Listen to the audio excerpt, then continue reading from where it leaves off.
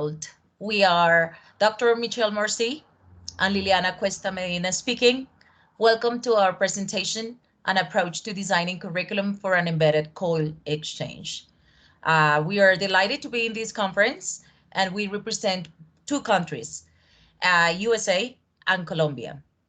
Miki works at Chandler Gilbert Community College, and I work at Universidad de La Sabana. This is our road for today. We will be talking about the main arguments on intercultural education and COIL. Then we're going to be moving towards the action plans from design to delivery once in our COIL experience. And then we're going to close with our concluding remarks. For us, we believe that intercultural education is a regenerating landmark. We believe that we need, as educators, to reconvene in a dialogue that examines the concept of intercultural education in a dynamic and evolutionary paradigm. We also believe that due to all of the things that we have lived, we are in a Renaissance epoch due to the accelerated transition that the pandemic abrupt changes to educational systems brought in the so-called COVID-19 era, and all of the accommodations that the remote and online learning conditions we have to live and face.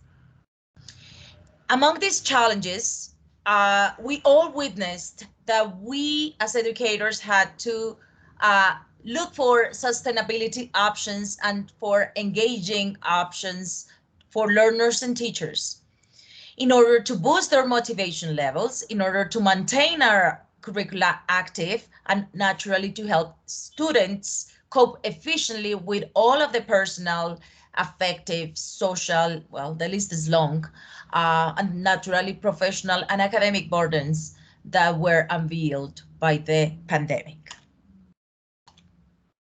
For those of you who are not yet familiar with COIL, a collaborative online international learning connects students and professors in different countries in different projects.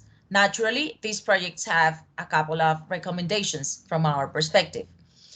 Among the issues that we gain by doing COIL projects are the following. One, provide meaningful and significant opportunities for global experiences. Two, they are cost-effective opportunities to activate inbound mobility and outbound mobility processes. And naturally, it's a very good way to foster interpersonal and international and intercultural bonds. So as we began our international experience, we were supported by a third-party COIL program called Bound International. Bound not only matched us as instructors, but provided 4 2.5-hour training sessions on intercultural communication, cultural competence, and integrating technology like Microsoft Teams, as well as other supportive teaching software like Padlet, Flipgrid, and Kahoot. Bound also supported us with a coach who was also having some expertise in English composition, mainly to support us with the effectiveness of our curriculum design. Additionally, we participated in learning more about our own cultural competence by engaging in pre and post surveys, specifically the Intercultural Development Inventory, or IDI, the Inclusive Behaviors Inventory, or IBI, and the Intercultural Effectiveness Scale, or IES, followed by a bound consultation after the results. Students also participated in these scales through pre and post surveys. Next slide. So a little bit of context. Our project was designed to engage a group of English language education graduate students with first-year freshman composition students who were largely native speakers of English to collaborate on an argumentative multimodal essay for the online platform Medium. The thinking was to increase student success at one, providing an authorial stance or point of view in argumentative texts. Multiple studies demonstrate the struggle students have in providing a specific point of view, as opposed to just a generalized stance in argumentative writing, particularly in their thesis. So for this reason, we chose to have students create an argument in an effort to increase their success at creating a more specific and assertive angle or point of view on an issue. Secondly, we wanted to introduce them to multimodal communication strategies. Students were asked to create multimodal texts, so texts that combine two or more modes, such as written language, spoken language, still or moving visual images, audio, because composing using multimodalities in an intercultural exchange allows students to more effectively and comfortably create meaning through various modes to convey their argument to a diverse audience. Also, scholars suggest that multimodal pedagogies provide students with a much broader toolkit from which to function as readers in the world, helping them to reconceive genres not just as static forms that only exist in educational settings, but also socially situated heuristics developed to meet the needs of particular communities at specific times. So L2 writers sometimes explain that they do not always have the right words when attempting to communicate in English. And written text can be seen sometimes as being very rigid formulas. But by moving away from that sort of linear, container-bound approach to writing, we can sort of unbind genres from these rigid forms, languages, and classrooms, and giving students the opportunity to see and engage in teaching them as a way of meaning-making across multiple contexts. Lastly, we also wanted to increase intercultural communication skills through the collaboration process. Next slide, please. So our participants included 18 US students enrolled at a community college. They were in first-year composition, and they participated in the virtual exchange as part of their course requirement. The students came from a variety of majors. Again, most were English speakers, although we did have 4 students where English was their second language. We had 8 Colombian graduate students and had L2 English language level competence. They were recruited on a voluntary basis. 6 were master's students in the Department of Education. 1 was from educational technology, and another was from pedagogy and research. Next slide.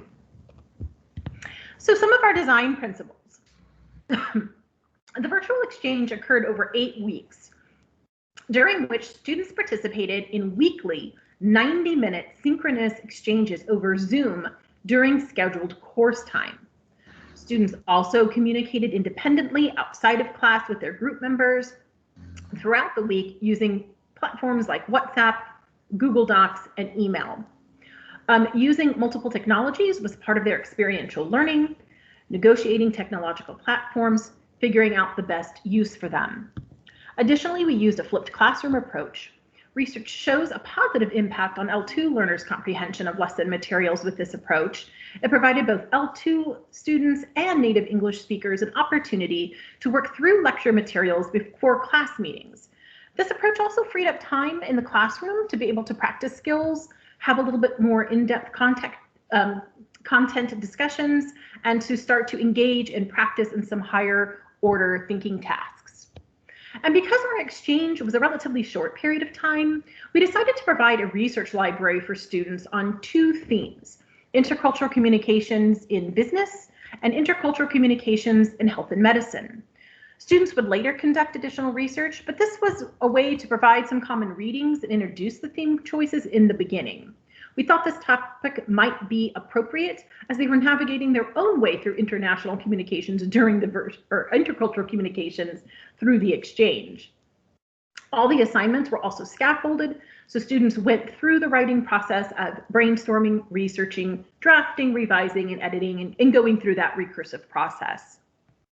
Lastly, we chose to have students use the online platform Medium for their publication site. It was a useful forum for beginners to try their hand at an online multimodal writing task. So next slide, please. So we basically had about 4 stages. The first stage was the pre-exchange setup. This was before students actually met virtually. About a week before the exchange, we independently introduced virtual exchange to students, what that was all about. engaged them in classroom activities to define intercultural communication strategies. And students submitted introductory profiles, which you see there, with their image into a Google Slide document. Next slide. Stage 2 was the beginning of our virtual exchange.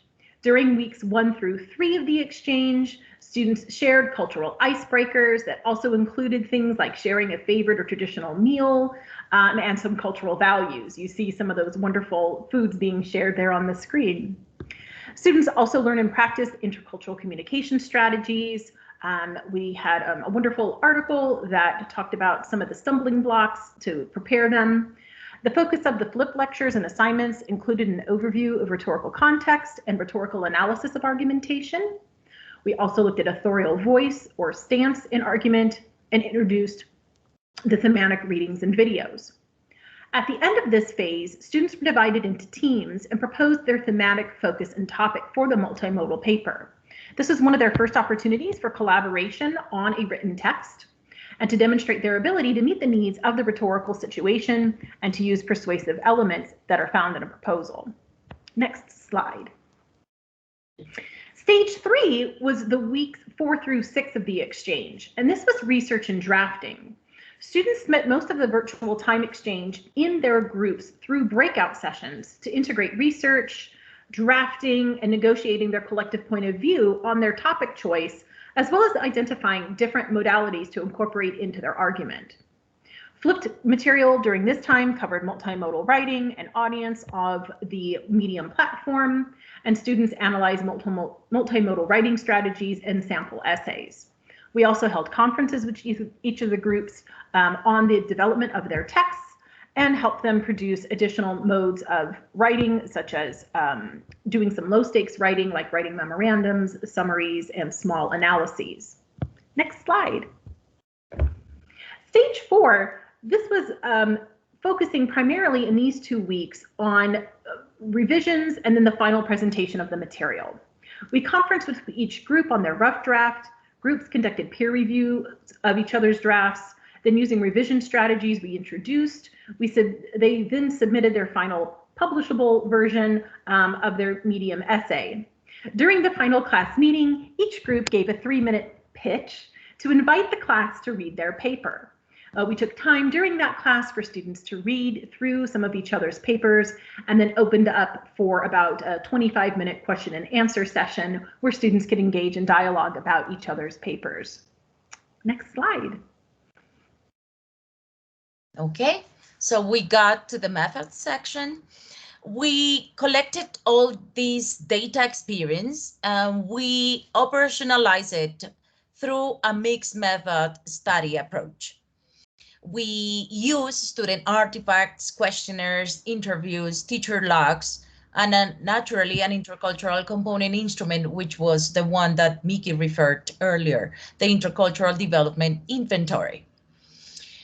All our data analysis procedures made use of simple descriptive statistics and grounded theory analysis. Today, for the purposes of this presentation, we will report on the grounded theory analysis. We have categorized our results in several categories. We wanted to start with this principle and this rationale of thought that came upon the analysis of the theory and the analysis of the experience itself after having conducted data analysis. A situated approach to designing curriculum for an embedded COIL exchange does have a positive effect on learning and intercultural awareness raising outcomes.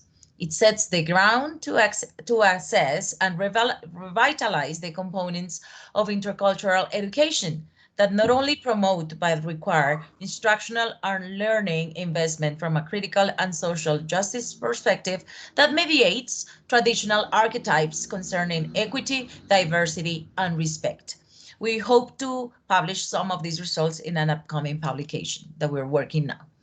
So we analyzed all of the data that we have collected in accordance with the theory and some general principles as the ones that you see on the screen that came ruled by UNESCO the UNESCO World Declaration on Higher Education, which states, I open quotes, to contribute to understanding, interpreting, preserving, reinforcing, promoting, and disseminating national and regional, international, and historical cultures in a context of pluralism and cultural diversity as one of the main goals for higher education in the contemporary era.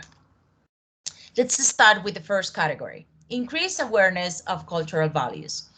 In our findings, we unveil that social cohesion and citizenship require shared forms of communication and comprehension. This expands, to our view, the scope of personal and mutual understanding as well as fosters the breaking of stereotypes. I will be displaying some quotes, which I hope that you enjoy reading as much as we did, and I will be commenting on those upon your reading.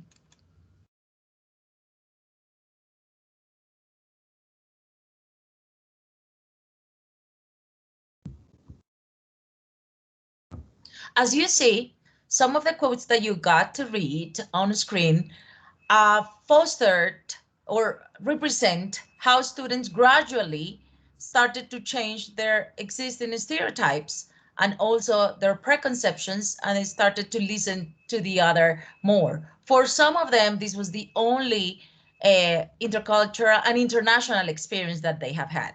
So that was another salient distinction that they had. The second category is named Increased Feelings of Inclusion, a path towards intercultural awareness. In small-scale projects like this, we cannot assume that they became interculturally aware with more time and perhaps longitudinal studies, we will be able to see how the different transformations took place over time. However, we believe that we, throughout this experience, planted the first seeds and the initial paths towards the development of intercultural awareness, intercultural sensitivity, as you see on the screen as well. And it was a good way also for students to be aware of differences and recognizing the differences among individuals and cultures. This recognition of diversity component has been long studied in the literature, as you will see, as you are seeing now on screen. This is one of the quotes that one of our students participant Anne said in the narratives. Talking to the school in Colombia really opened my eyes on how other people view things going on, especially when it came to our discussions in class when we were writing our essays. It was extremely interesting on where everyone stands on that subject and where we can find a middle ground. The next category was named On the Road to Cultural Agility, recognizing teaching styles and methods.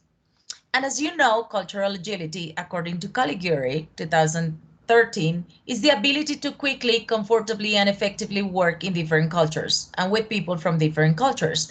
This is a concept that has not only brought to education, but has also been worked at the business field.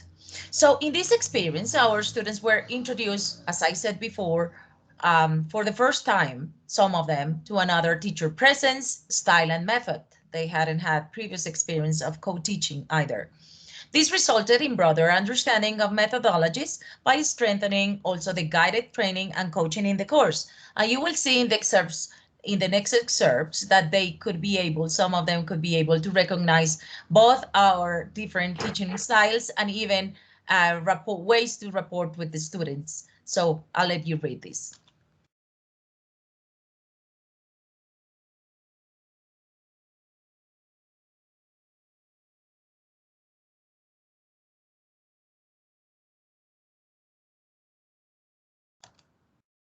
Our next category, we wanted to leave it as in a question mark, right? Socializing again, turning fears down.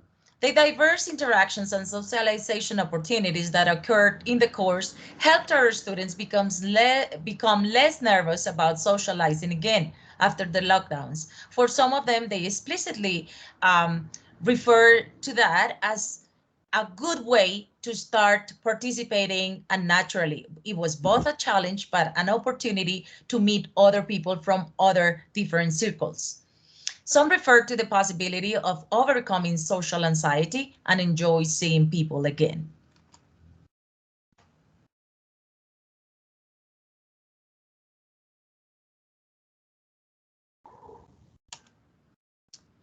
Some challenges that remain: time management. We had to plan a lot and we enjoyed doing it, but it suggested different accommodations on our side because of the current workload that we have. Doing a COIL project is very interesting, and for us, what we did was to establish special and specific times every week to meet and to plan. We, as Miki was referring, we use judiciously the time for designing the course, and then we maintain the same schedule while the implementation was taking place. As I said, time was an issue, management, not only at the instructional level, but also at the delivery and the many instances of planning and redesigning things and thinking about what could be better next time, which now we are at the self-assessing and co-assessing stage. At the beginning, we struggled with technology because none of our systems could be unified, nor Canvas could talk to Teams directly. No Teams could talk to Canvas. Miki used Canvas, I used Teams. So we ended up to resort to a plan B, and it was using Zoom after week 3 or 4. Language was not a barrier, though minimal difficulties encountered were reported in the data by some of our students who referred that at the beginning of the exchange, it was a little bit of difficulty to understand and come to agreements because of the way how language was mediating the interaction, the socialization, and naturally the writing experience. These, as I let you read it, are some of the challenges, but are also some of the opportunities that we believe could be done and performed at the institutional level. On the one hand, we believe that there has to be a robust human workforce and policy towards international education that helps mitigate the barriers concerning teacher workloads. It is yet an unknown field for many teachers, and for some others, they just not want to simply cross the gate because it implies extra work, but it's extra work, in our words, that pays off. More teacher development in the field of COIL is needed across teacher education systems. So our curricula, especially the teacher education systems, need to be speaking about these bridges that are important to foster international and intercultural development of the expected proficiencies that we want. The next one deals with, at the institutional level, directorates of international education and stakeholders should continue recognizing the need to approach new curricular practices and helping naturally faculty and students to meet such plans through workshops, through courses, and through training plans. More and more institutions and more faculty and students could be benefited from this. Students must engage in some sort of online interaction, whether it's asynchronous or synchronous. And we live this over the pandemic. I know we all face different challenges, but this was also an opportunity, as I said at the beginning, to increase our bonds with our international partners and even local and regional partners that can help us expand these opportunities. This, naturally, as you would see, will foster a more flexible, the existence of a more flexible, pertinent, and dynamic curricula. Last but not least, we believe that there has to be a reflective component that helps the student critically think critically about the COIL experience. We had it towards the end of the course in the form of a narrative, as I have used some of the things that you saw on the screen while I was talking. And it was important for them to have not only the reflection and thinking moment, but also for us, it's going to be very useful in our planning or the next iteration. So we can't thank you enough for joining us for our, I think you need to mute. Thank you so much for joining us. We look forward to meeting with you at the Q&A session so that we can share some additional information. Please don't hesitate to get a hold of us. We have our emails there for you. And in the meantime, just looking forward to seeing you in January. Thank you very much.